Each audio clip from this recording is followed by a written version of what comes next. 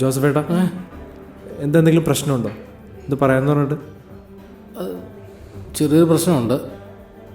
അവൻ DAGയുടെ വേട്ട, എന്നിട്ട് പറയാം. സാമ, നീ DAG ഒന്ന് വിളിച്ചിട്ട് പറ, നമ്മളിവിടെ വെയിറ്റ് ചെയ്യുന്നുണ്ട്. ആ അതേ വന്നല്ലോ. അല്ല അരുത്. എന്താണ് എത്ര നേരമായി? എടാ എന്ന് പറഞ്ഞാൽ പാലാപേട്ട മുഴുവൻ ബ്ലോക്കല്ലേ? എന്താ കാര്യം? വരാൻ വേണ്ടി വെയിറ്റ് ചെയ്യാറുണ്ട്. എന്താ ജോസഫേട്ടാ? മക്കളെ, എൻ്റെ കാര്യം നിങ്ങൾക്കറിയാവുന്നല്ലേ. ജീവിതത്തിൻ്റെ ഒരു പ്രത്യേക കാലഘട്ടത്തിൽ സ്വന്തം നാട് വിട്ട് ഇവിടെ ജീവിക്കേണ്ടി വന്ന ഒരുത്തനാണ് ഞാൻ. അതിൻ്റെ കാരണങ്ങൾ നിങ്ങൾക്കൊക്കെ അറിയാമെന്ന് ഞാൻ വിശ്വസിക്കുന്നു.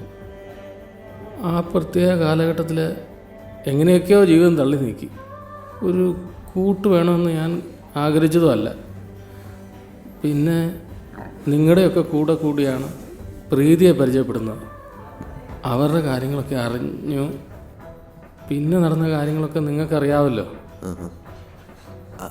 അല്ല ജോസഫേട്ടാ, ഇതൊക്കെ എന്തിനാ ഇപ്പം പറയുന്നത്? കാരണം ഉണ്ട് ദൈവമോനെ.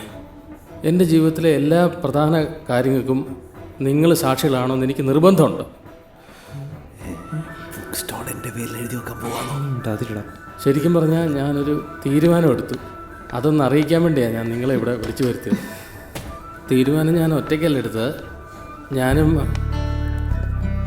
ഞാനും പ്രീതി ചേർന്ന് എടുത്തത്. പ്രീതി പറയുന്നോ? ഇല്ല, ജോസഫേട്ടൻ തന്നെ പറഞ്ഞാൽ മതി. ഇനിയുള്ള കാലം ഞങ്ങൾ ഒരു ജീവിക്കാൻ തീരുമാനിച്ചു. നാളെ ഞങ്ങളുടെ രജിസ്റ്റർ വിവാഹമാണ്. നിങ്ങളെല്ലാവരും വന്ന് ഞങ്ങളെ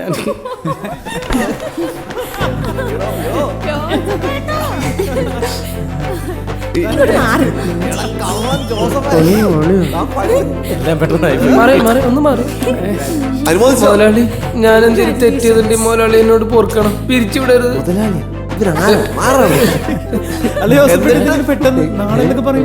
കൈപ്പെട്ടൂര് പറഞ്ഞു ചിങ്ങത്തിൽ തന്നെ നടത്തണമെന്ന്. എന്നാ പിന്നെ നടന്ന് ഞാനും വെച്ചു. അംഗം കുറിച്ചോളി ജോസഫ് ചേകവരെ, ഞങ്ങളെത്തും. പൊളിക്കാം. കൊല്ലണോ?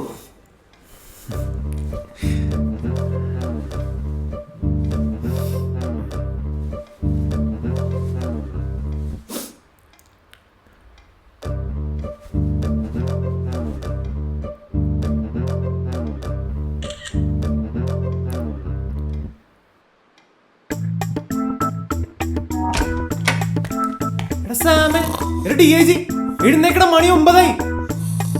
എടാ സാമേ, ഇവരെന്തോ വല്ല ഉറക്കൂടി കഴിച്ചിട്ടാണ് കിടന്ന്. എടാ 10 മണിക്ക് രജിസ്റ്റർ ഓഫീസിൽ എത്തണം. എടാ എഴുന്നേടാ മതിയടാ ഉറങ്ങിയത്. എന്താണ് മനുഷ്യനെ കിടത്തി ഉറക്കൂലേ? നീ എന്താ കഥാപ്രസംഗം? 10 മണിയാകുമ്പോ രജിസ്റ്റർ ഓഫീസിൽ എത്തണം. കാര്യങ്ങളൊക്കെ സെറ്റ് ചെയ്യണ്ടേ? 9:10. ആവശ്യമായിട്ട് വേണ്ട. എടാ, രണ്ടുപേരും നമ്മളെ വിശ്വസിച്ച് അവിടെ രജിസ്റ്റർ ഓഫീസിൽ എത്തും.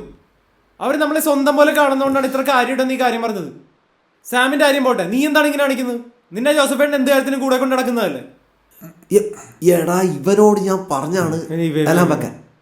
എടാ, ഞാൻ അവനോടപ്പോഴേ പറഞ്ഞാണ്. ഞാൻ മറന്നു, നീ എന്നെ വെച്ചോളാം. ഇവനങ്ങനെ പറഞ്ഞില്ല, നീ പറഞ്ഞില്ല. ഞാൻ പറഞ്ഞു, നീ കേൾക്കാത്തോണ്ട്. മതി ഇനി ആ കാര്യം പറഞ്ഞ സമയങ്ങൾ വേണ്ട. ഇപ്പൊ തന്നെ അതെ 9:15.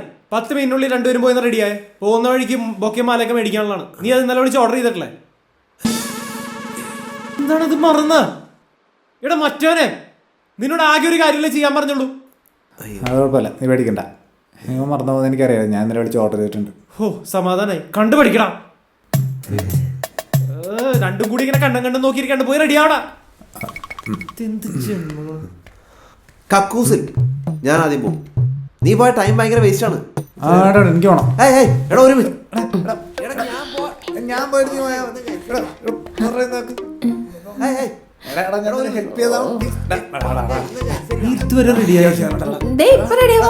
എപ്പോഴാണ് പോട്ടെന്ന് വെക്കാം. നീ എപ്പോ റെഡി ആവാനാണ്? നിനക്ക് അല്ലെങ്കിൽ റെഡി ആവാൻ കുറെ നേരം എടുക്കും. കഷ്ടമുണ്ട് ഒരാൾക്കാർ ഒരു കാര്യത്തിന് വിളിക്കുമ്പോ ഇങ്ങനെ കാണിക്കുന്നത്. നിന്നെ കാണാൻ എന്ത് ഭംഗിയാ. ആണോ? മുണ്ട് ഷർട്ടൊക്കെ ഇട്ടിട്ട് കല്യാണ ചെക്കന്മാരെ പോലെ ഉണ്ട്. അടിപൊളി, സുന്ദരനായിട്ടുണ്ട്. മീനാക്ഷി കാണണം ഇതൊക്കെ.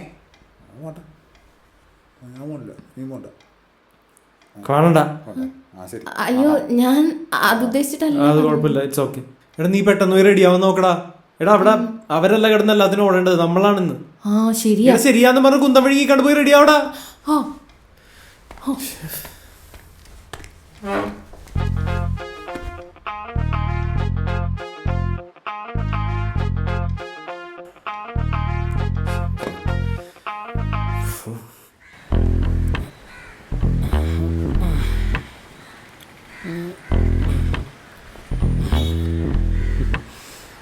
മുതലാളി നീ എന്നെ ജോസഫേട്ടെന്ന് വിളിച്ചാൽ മതി. എന്നാ ജോസഫേട്ടാ, നിങ്ങൾ ആള് കൊള്ളാട്ടാ. ഇത്രയും നല്ലൊരു കാര്യം ആ കഫേയിൽ നടക്കാൻ പോയിട്ട് ഒരു ക്ലൂ പോലും നിങ്ങൾ തന്നില്ല. അറിഞ്ഞിട്ട് എന്തിനാ? ഞാനിത് എങ്ങനെയെങ്കിലും ഒന്ന് കരക്കടുപ്പിക്കണമെന്ന് നോക്കുമ്പോഴാ. ഞാൻ അറിഞ്ഞ എന്ത് സംഭവിക്കാനാ? ഒന്നും സംഭവിക്കാതിരിക്കാൻ വേണ്ടിയിട്ടാണ് ഞാൻ പറയാതിരുന്നത്. അല്ല, ഇനിയിപ്പോ പുതിയ ഭരണപരിഷ്കാരങ്ങൾ എന്തെങ്കിലും ഉണ്ടാവോ? മറക്കണ്ട, ഞാനാണ് നിങ്ങളുടെ സാരഥി. ഒരുപാട് കാലത്തെ പ്രീതിയുടെ കഷ്ടപ്പാടാ ആ കഫേ. അതിന്റെ കാര്യം അവള് നോക്കിക്കോളൂ. എനിക്ക് വേറെ നല്ല പ്രസ്ഥാനമുണ്ട്, അത് ഞാനും നോക്കിക്കോളാം. ഇപ്പോഴാണ് സമാധാനായത്. ഒരധികാര കൈമാറ്റം ഉണ്ടായ എന്റെ ജോലി തെറിക്കുമെന്ന് വരെ ഞാൻ പേടിച്ചിരിക്കായിരുന്നു. നീ വൃത്തിയായിട്ട് പണിയെടുത്തില്ലെങ്കിൽ പ്രീതി തന്നെ നിന്റെ ജോലി തെറിപ്പിച്ചോളും. അല്ല, ഈ ബൊക്കെ മാലൊന്നും മേടിക്കണല്ലേ?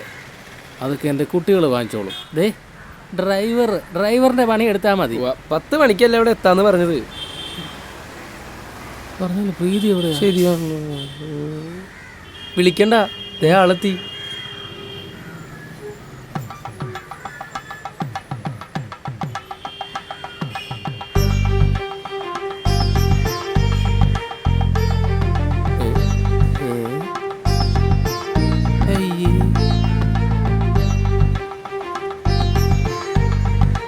എന്നാ ഞാൻ വയലിൻ വായിക്കട്ടെ?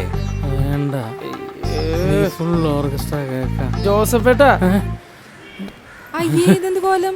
ശരിയാണല്ലോ. നിങ്ങൾക്ക് ആ മുണ്ട് ഷർട്ട് എടുത്തുകൊണ്ട് വന്നാ പോരായിരുന്ന? അതെടുക്കുമ്പോഴാണ് നിങ്ങളെ കാണാനൊരു ഐശ്വര്യം. ആണോന്നേ? ആ അത് ശരിയാണ്. മുണ്ട് വണ്ടിക്കകത്തോണ്ട് ഞാൻ പ്രീതിക്ക് ഇഷ്ടമാകുമായിരുന്നു കരുതിയാ.